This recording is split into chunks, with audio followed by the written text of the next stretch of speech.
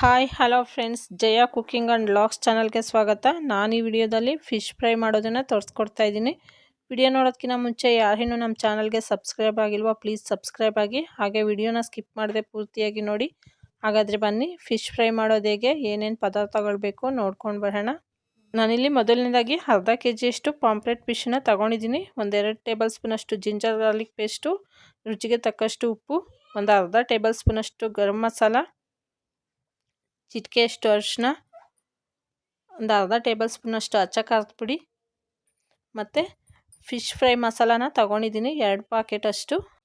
ನಾನಿಲ್ಲಿ ಆಚಿ fish fry ಮಸಾಲಾನ use ಮಾಡ್ತಾಯಿದ್ದೀನಿ. ಬೇಕಿದ್ದರೆ ನೀವು ಬೇರೆ ಕಂಪ್ನಿನ ಸಹ ಯೂಸ್ ಮಾಡ್ಕೋಬೋದು. ಮತ್ತು ಒಂದು 3-4 ಟೇಬಲ್ ಸ್ಪೂನಷ್ಟು ಹುಣಸೆ ಹುಳಿನ ಹಾಕ್ಕೊಂಡು ಈ ಮಸಾಲ ಎಲ್ಲ ನೀಟಾಗಿ ಕಲಿಸ್ಕೊಳ್ತಾ ಇದ್ದೀನಿ.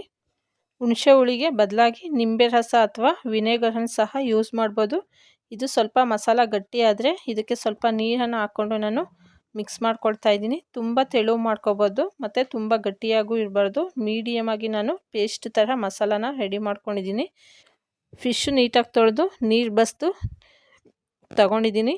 ಈಗ ಒಂದೊಂದೇ ಫಿಶನ್ನ ತಗೊಂಡು ಅದ್ರ ಮೇಲೆ ಮತ್ತು ಸೈಡಾಗೆ ನೀಟಾಗಿ ಮಸಾಲಾನ ಹಚ್ಕೋಬೇಕು. ತುಂಬ ಒತ್ತಿ ಇದು ಮಾಡಬಾರ್ದು, ಫಿಶ್ಶು ಒಂಥರ ಕದ್ರಿಕೊಂಡಿರೋ ಥರ ಆಗುತ್ತೆ. ಅದಕ್ಕೋಸ್ಕರ ಈ ರೀತಿ ಸ್ಮೂತಾಗಿ ಮಸಾಲಾನ ಅಪ್ಲೈ ಮಾಡ್ಕೊಳ್ಬೇಕು.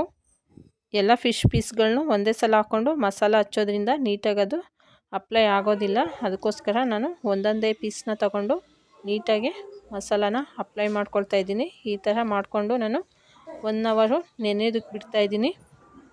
ನೆನೆಯೋದಕ್ಕೆ ಬಿಡೋದ್ರಿಂದ ನೀಟಾಗಿ ಉಪ್ಪು ಖಾರ ಎಲ್ಲ ಚೆನ್ನಾಗಿ ಹಿಡಿಯುತ್ತೆ. ಫಿಶ್ಶು ಮಸಾಲೆಯಲ್ಲಿ ನೆನೆಸಿಟ್ಟು 1 ಅವರ್ ಆದ ನಂತರ ನಾನು ಸ್ಟವ್ ಮೇಲೆ ಒಂದು ಪ್ಯಾನ್ ಇಟ್ಟು ಅದಕ್ಕೆ ಒಂದು 3-4 ಟೇಬಲ್ ಸ್ಪೂನಷ್ಟು ಎಣ್ಣೆನ ಹಾಕ್ಕೊಂಡಿದ್ದೀನಿ. ಎಣ್ಣೆ ಬಿಸಿ ಆದಮೇಲೆ ಈ ರೀತಿ ಒಂದೊಂದೇ ಪೀಸ್ನ ಎಣ್ಣೆಯಲ್ಲಿ ಹಾಕ್ಕೊಳ್ತಾ ಇದ್ದೀನಿ. ಸ್ಟವನ್ನು ಮೀಡಿಯಮ್ಗಿಂತ ಸ್ವಲ್ಪ ಕಡಿಮೆನೇ ಇಟ್ಕೊಂಡು ಒಂದು 2 ನಿಮಿಷಗಳ ಕಾಲ ಹೀಗೇ ಬೇಯಿಸ್ಕೋಬೇಕು.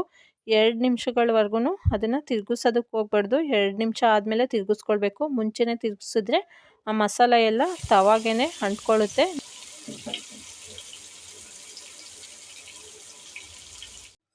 ಒಂದು 2 ನಿಮಿಷಗಳ ಕಾಲ ಫ್ರೈ ಮಾಡ್ಕೊಂಡ್ಮೇಲೆ ನಾನು ಈ ರೀತಿಯಾಗಿ ಫಿಶ್ನ ತಿರುಗಿಸ್ಕೊಂಡು ಹಾಕ್ಕೊಳ್ತಾ ಇದ್ದೀನಿ. ಹೀಗೇ ಒಂದು 2-3 ಸಲ ತಿರುಗಿಸ್ಕೊಂಡು ಹಾಕ್ಕೊಂಡು ಒಂದು 8-10 ನಿಮಿಷದವರೆಗೂ ಬೇಯಿಸ್ಕೊಂಡ್ರೆ ತುಂಬ ಸಾಫ್ಟಾಗಿ ಮತ್ತು ಟೇಸ್ಟಿಯಾದ ಫಿಶ್ ಫ್ರೈ ರೆಡಿಯಾಗುತ್ತೆ. ಈಗ ಫಿಶ್ ಫ್ರೈ ರೆಡಿಯಾಗಿದೆ.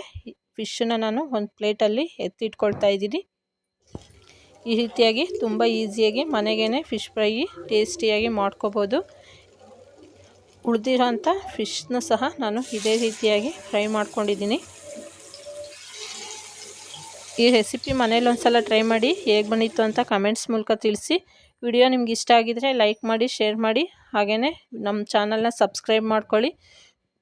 ಈ ದಿನದ ಯೂಸ್ಫುಲ್ ಟಿಪ್ಸ್: ಫಿಶನ್ನು ಪ್ರತಿದಿನ ಊಟದಲ್ಲಿ ಉಪಯೋಗಿಸೋದ್ರಿಂದ ಮೆದುಳು ಚುರುಕಾಗುತ್ತೆ, ಕಣ್ಣಿನ ದೃಷ್ಟಿ ಕೂಡ ಉತ್ತಮ ಆಗುತ್ತೆ, ಹಾಗೆ ಹೃದಯದ ಆರೋಗ್ಯವನ್ನು ಕಾಪಾಡೋದಕ್ಕೆ ಸಹಾಯ ಆಗುತ್ತೆ. ವಿಡಿಯೋ ನೋಡಿದ್ದಕ್ಕಾಗಿ ಧನ್ಯವಾದಗಳು.